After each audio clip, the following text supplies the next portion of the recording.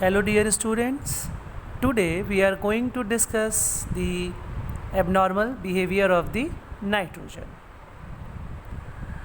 Nitrogen belongs to the group 15, which is commonly known as nicogens. The spelling of the nicogens is PNICOGENS.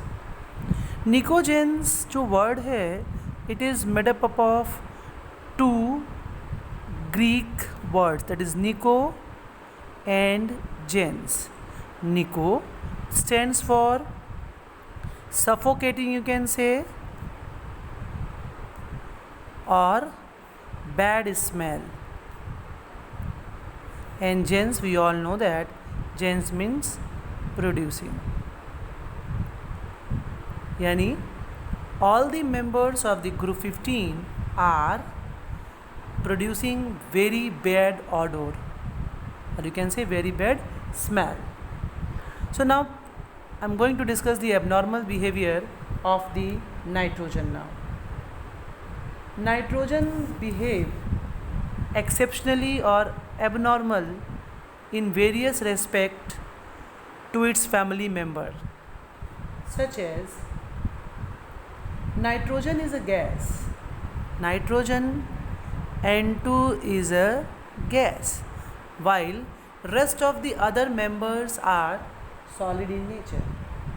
This is due to the small size of the nitrogen, very small size of the nitrogen, और nitrogen की small size होने की वजह से week wonder wall forces की वजह से आपको नाइट्रोजन किस में दिखाई देता है? गैस के फॉर्म में दिखाई देता है. नाइट्रोजन ही सिर्फ अपने फैमिली में ऐसा है जो डाई एटॉमिक मॉलिक्यूल के फॉर्म में पाया जाता है. Rest other members are found in the tetra atomic form. Tetra atomic form. Rest other are found in the tetra atomic form, such as P4 phosphorus, arsenic, antimony or bismuth. So as they are tetraatomic molecule, so they are quite bigger in size, and यहाँ पे जो strength of the van der Waals forces हैं, they are stronger as compared to the nitrogen, and hence this is gas while rest are the solids. सो यहाँ पे आपने दो exceptional properties हम लोगों ने देख ली. एक तो नाइट्रोजन सिर्फ गैस होता है, rest members are solids. Nitrogen found in the form of diatomic molecule, while rest the members are found in the form of tetra atomic molecule. It is tetra atomic molecule. यहाँ पे board के exam में maximally पूछा जाता है कि why nitrogen is a diatomic molecule while rest phosphorus और antimony और the arsenic are the tetra atomic molecule. तो रिमेंबर दिस, नाइट्रोजन का जो स्ट्रक्चर होता है it is N triple bond N. N triple bond N में अगर आप देखेंगे तो 1 is sigma, rest 2 bonds are pi.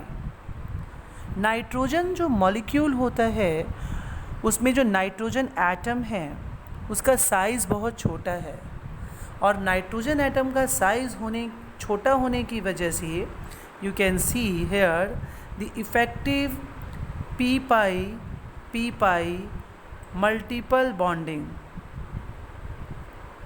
Effective p pi multiple bonding होने की वजह से नाइट्रोजन N2 के फॉर्म में एग्जिस्ट करता है.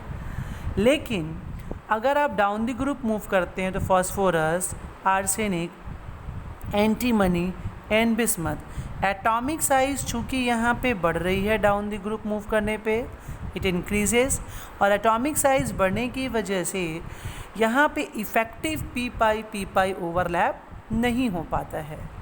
और effective p pi overlap ineffective, we can write in effective P pi overlap due to big atomic size.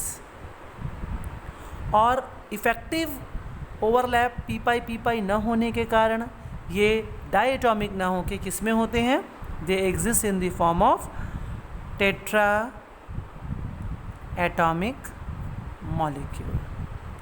Similarly nitrogen जो है, नाइट्रोजन का जो तुम्हारा यहाँ पे आप कह सकते हैं कि नाइट्रोजन का जो हाइड्राइड है ammonia, hydride of nitrogen means what, ammonia, it is very very stable while it is very stable और स्टेबिलिटी का कारण यहाँ पे सीधा सीधा H बॉन्डिंग यानी कि हाइड्रोजन बॉन्डिंग है। रेस्ट ऑफ द एलिमेंट्स का हाइड्राइड जो है इस ग्रुप में वो स्टेबल नहीं है, ठीक है। क्यों? क्योंकि nitrogen is the only element which can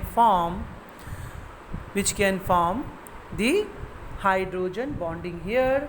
due to the hydrogen bonding का बनने का कारण क्या है, स्मॉल साइज है ना, स्मॉल साइज और हाई इलेक्ट्रोनेगेटिविटी।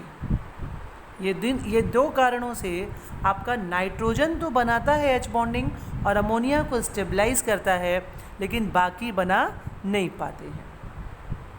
इसके अलावा अगर आप देखेंगे तो नाइट्रोजन के अगर हम ऑक्साइड्स की बात करें, if you will talk about the oxides of the nitrogen, तो नाइट्रोजन जो है वेरियस ऑक्साइड्स बनाता है। For example N2O, NO, N2O3, N2O5 etcetera.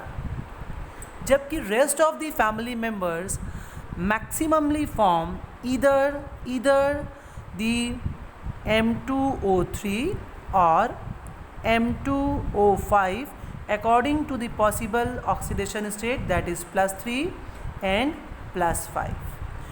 Out of these M2O3 and M2O5, the heavier elements of the P block, heavier elements of the P block का मतलब आपका यहाँ पे आर्सेनिक, एंटीमनी और बिस्मथ से है।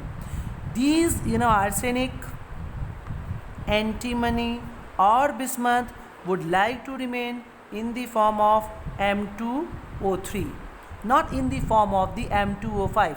Definitely ये पाए ज़रूर जाते हैं इस फॉर्म में भी, but they are not very stable due to the inert pair effect. Inert pair effect के चलते heavier elements would never and ever like to remain in their +5 oxidation state. That's why arsenic, antimony और bismuth के oxides इस form में ज़्यादा stable हैं, जबकि nitrogen तो बहुत सारे आपके वेरिएबल ऑक्सीडेशन स्टेट की वजह से बहुत सारे ऑक्साइड्स बनाता है। सिमिलरली यहाँ पे आप एक चीज़ और देखिए, N ट्रिपल बॉन्ड N है, 3 आपके यहाँ पे जो बॉन्ड्स हैं इसकी वजह से ये बहुत स्टेबल है और इसी की वजह से ये इनर्ट है। Inert means what, it is unreactive under ordinary temperature, or you can say under ordinary conditions. And this is the reason why nitrogen is found in the free state in nature. ये आपको nature में free state में मिलता है, जबकि आपको phosphorus, arsenic, antimony and bismuth are found in the combined state. Now, I am going to conclude what is the reason behind the anomalous behavior of the nitrogen. First reason, nitrogen का very small atomic size. Second reason, high electronegativity. It is highly electronegative. High electronegativity. Third reason, high ionization energy. Next reason, tendency to form p-pi multiple bonding, and at last absence of the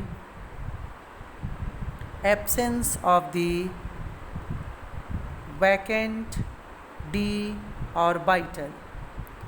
इस property की वजह से, चूँकि nitrogen जो है वो second period से belong करता है, n की वैल्यू आपके नाइट्रोजन के लिए n की वैल्यू 2 है, तो L की अलाउड वैल्यू या तो 0 होगी या तो 1 होगी. It means valence shell only 2s and 2p are available, due to which ये अपनी वैलेंसी को बढ़ा नहीं सकता है. Rest family members like phosphorus, arsenic, antimony and bismuth can extend their valency, while nitrogen cannot, and this is due to the absence of the vacant d orbital. I hope आप लोगों को ये समझ में आया होगा.